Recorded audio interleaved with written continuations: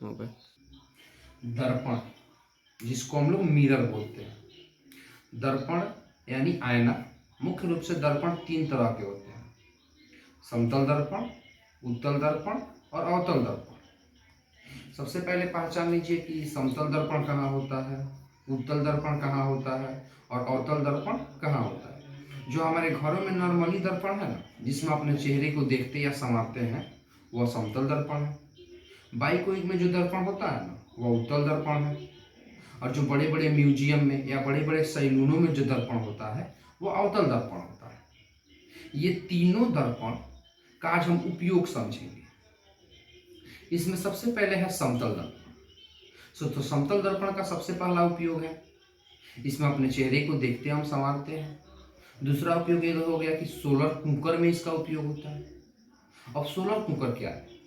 तो हमारे घर में जो कुकर है, वो तो नॉर्मली कुकर हो गया। एक ऐसा कुकर होता है जिसमें सौर सेल लगा होता है।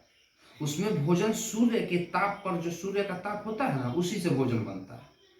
तो वही सोलर कुकर है जिसमें समतल दर्पण का उपयोग होता है। दूसरा है उत्तल दर्पण।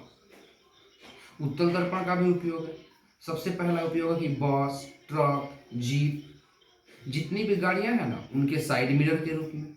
इसका दूसरा उपयोग है शहर के गलियों के स्ट्रीट लाइट में, यानी शहर के जो गली होते हैं उसमें जो बल्ब लगा रहता है, वो उत्तल दर्पण होता है। तीसरा है अवतल दर्पण।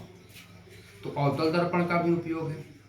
सबसे पहला उपयोग है कि बड़े बड़े जो हजामती सैलून होते हैं ना, उनमें तथा आँख, नाक, कान के जो डॉक्टर हैं, वो भी अवतल दर्पण का उपयोग करते हैं। इसका तीसरा उपयोग है सोलर कुकर। तो सोलर कुकर में अवतल दर्पण का उपयोग भी सोलर कुकर में होता है।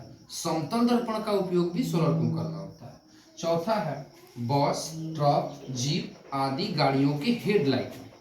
जो बड़े बड़े गाड़ी है ना, उनके हेडलाइट में अवतल दर्पण भी होता है।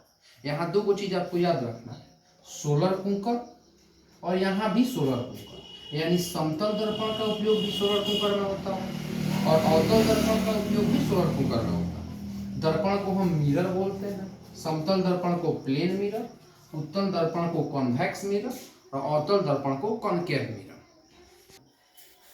जी।